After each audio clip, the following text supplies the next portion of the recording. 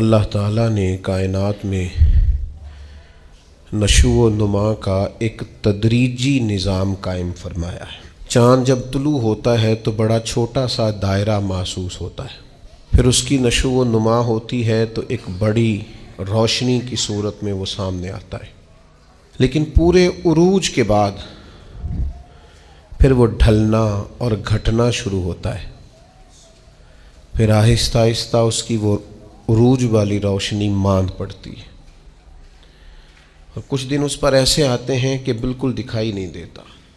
سورج کی شعاعیں جب سورج صبح نکلتا ہے تو ماند ہوتی ہیں، پھر وہ اتنے عروج پہ ہوتا ہے کہ کوئی اس سے آنکھ نہیں ملا سکتا، لیکن شام کو پھر وہ اپنے زوال کو دیکھتا ہے۔ درخت ایک چھوٹے سے پودے کی صورت میں ہوتا ہے، کبھی کبھی یوں بھی لگتا ہے کہ ہو سکتا ہے کہ تیز پانی آئے یا آندھی آئے تو اس کو جڑ سے اکھیڑ دے، لیکن پھر وہ جب پورا جوان ہو جاتا ہے تو پھر بڑے بڑے طوفانوں میں بھی کھڑا رہتا ہے، پھر اس کا بال بھی بانکا نہیں ہوتا، لیکن پھر ایک وقت خزاں کا آتا ہے جب اس کے پتے جھڑتے ہیں، جب پرندے اڑ جاتے ہیں، جب بلبلیں اس پر بیٹھنا چھوڑ دیتی ہیں، پھر کوئی کوئل آ کے اسے کوئی گیت نہیں سناتی۔ پت جھڑ کے موسم میں، زوال کے دنوں میں وہ بہت ساری آوازوں اور بہت سارے مہمانوں کو ترستا ہے۔ اللہ تعالیٰ کا حکمت کا نظام ہے، اس نے تدریج کی ہے اس نشو و نما میں۔ بس یہ 2-3 مثالیں دی ہیں، زیادہ بھی دی جا سکتی ہیں۔ اسی طرح اللہ تعالیٰ نے حضرت انسان کو بھی پیدا کیا ہے۔ وہ جوان آدمی جو محنت مزدوری کرتا ہے، دوڑتا ہے، بھاگتا ہے، آتا ہے، جاتا ہے، رزق کماتا ہے تو کئیوں کو پالتا ہے۔ یہ جب بالکل چھوٹا تھا نا تو اسے کھڑا بھی نہیں ہوا جاتا تھا، اس کے والدین انگلی کے سہارے چلاتے تھے۔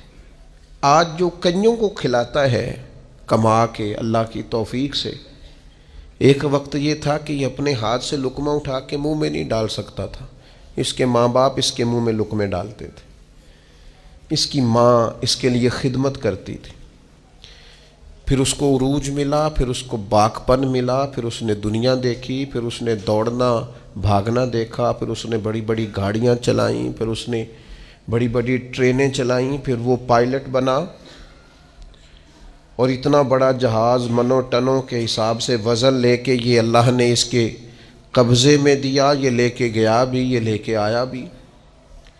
جوانی عروج والی اللہ نے عطا کی، لیکن پھر وقت ڈھلا، پھر واپسی شروع ہوئی، کالے بال سفید ہوئے، سیدھی کمر ٹیڑھی ہونے لگی، اٹھتے ہوئے گھٹنوں میں درد رہنے لگا۔ یہ اللہ کا تدریجی نظام ہے۔ جوانی کے بعد بڑھاپا آیا، لیکن تکلیف والا معاملہ یہ ہے کہ وہی شخص جس طرح اللہ ماشاء اللہ جوانی میں خود بھول گیا تھا کہ مجھ پر کبھی بچپن بھی تھا، میں کبھی کمزور بھی تھا، هل اتى على الانسان حين من الدهر لم يكن شيئا مذكورا، انسان پر ایک وقت وہ بھی تو گزرا ہے جب یہ کوئی قابل ذکر چیز ہی نہیں تھا، اس کا نام تک نہیں تھا۔ جس طرح جوانی میں یہ بھول جاتا ہے نا مجھ پر بچپن بھی تھا، اسی طرح جب یہ بوڑھا ہوتا ہے تو بعض اوقات بچے بھی بھول جاتے ہیں۔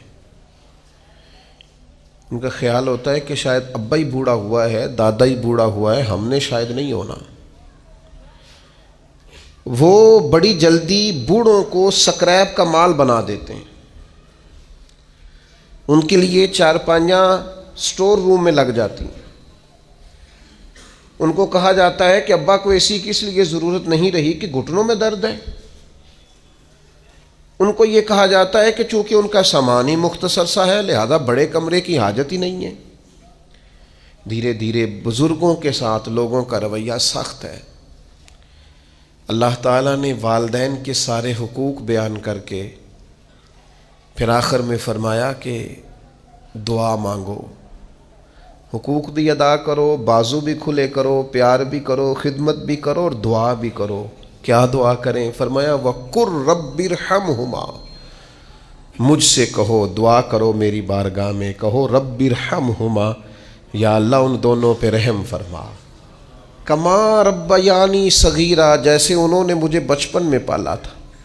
ان کی خدمت کرو اور پھر میرے حضور ان کے لیے التجائیں بھی کرو۔